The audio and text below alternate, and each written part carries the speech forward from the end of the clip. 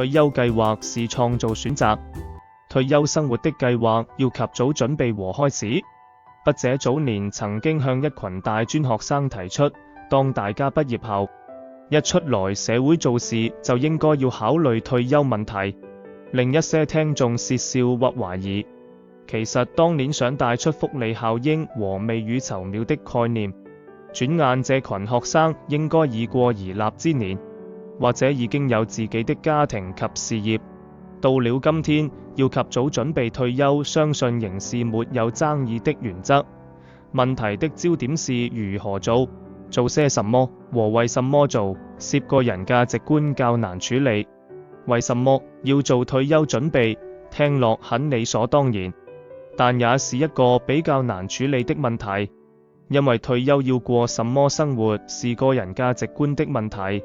以前筆者常用伊索寓言中蚱蜢和螞蟻的故事作比喻，話說蚱蜢在春夏秋季都是在唱歌玩樂，而螞蟻在春夏秋季都是辛勤的儲存食糧。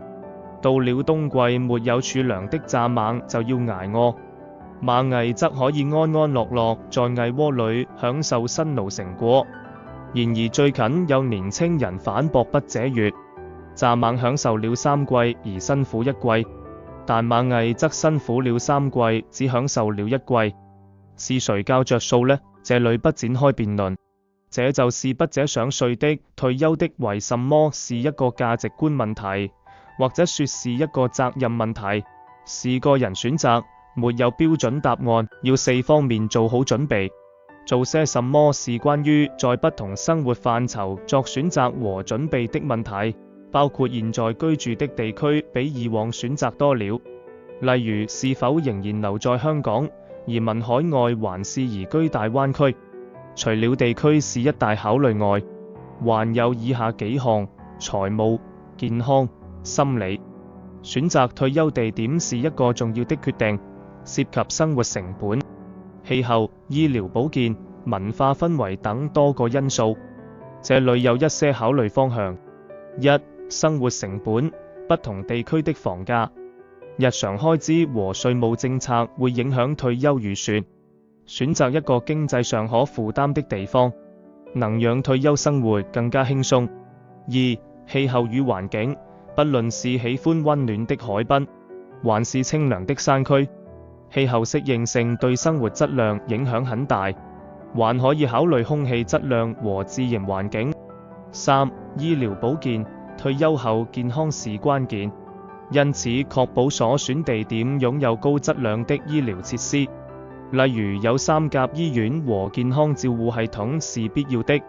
四、小區與文化，退休生活不僅僅是享受閒暇時間，也可能希望融入活躍的小區，是否有適合的社交環境、當地的文化、娛樂設施、教育機會也是值得考慮的。五、交通便利性，如果計劃經常旅行或探訪親友，那麼選擇一個交通便利的地方會讓退休生活更加舒適。財務方面，是否準備好足夠的資產和現金流？強積金可作為退休的其中一條支柱，但不應該是唯一的支柱。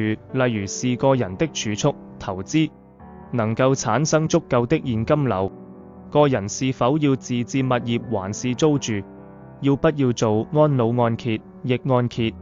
每月需要支出多少，則要考慮期望的生活水平而定。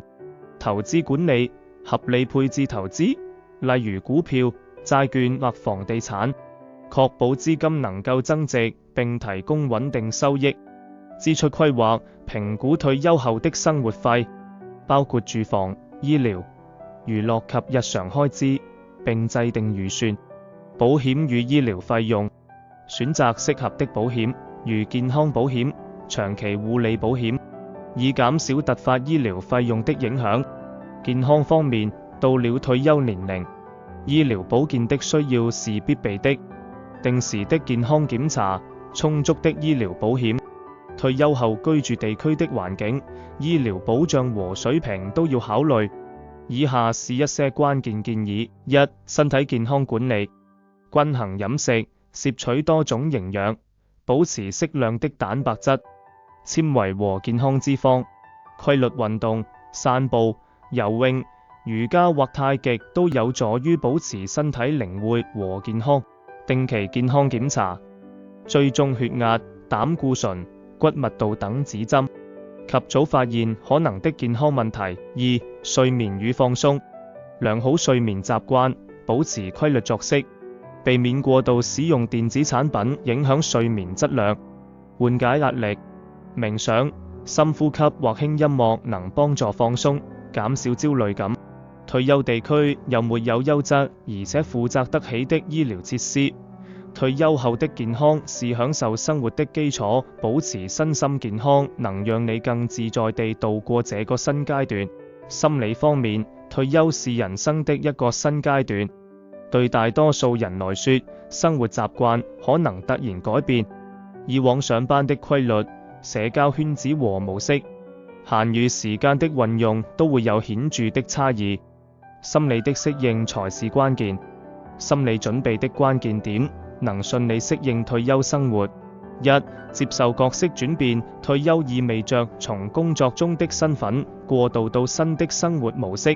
有些人可能會覺得失去原有的價值感和社會認同，因此要準備好找到新的目標和角色。2.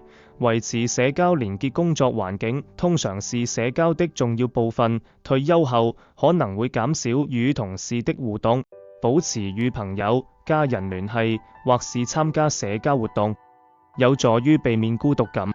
3. 適應生活節奏，從忙碌的職場到悠閒的退休生活，這個轉變可能需要時間來適應，建立新的日常習慣，保持正向思維，適應退休生活的改變，尋找新的目標，讓每天都充滿意義，能夠維持充實感。4. 財務與心理安全感，即使財務準備充足，退休後可能仍會擔憂未來的經濟狀況。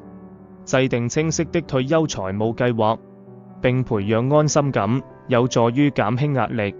5. 自我發現與豐富生活，退休時探索新興趣、學習新技能的好機會。這段時間可以用來發展個人愛好、旅行、閱讀或藝術創作，或投身志工活動，讓生活更充實、更豐富。如何做，是方案選擇的問題。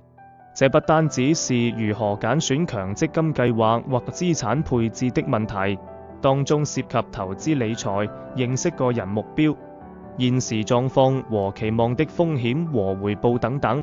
這方面可以找有專業知識的強積金中介人和財務策劃師協助。退休計劃是一項選擇，或者是一項如何創造選擇的問題。個人不應該對退休生活劃地自限，自己貼上退休人士就一定是這樣那樣的標籤，例如是一定要留在香港親友身邊，又例如退休就一定要去晨運、行公園、到小區老人中心等等。其實及早計劃退休，可為自己創造更多的選擇，可按個人的興趣、抱負、能力享受人生，發展第二事業，銀髮創業，或者做義務工作幫助有需要的人，而是可令生活再次豐盛。退休是人生的一個新階段，而不是結束。準備好迎接它，就能夠過上滿意且有意義的退休生活。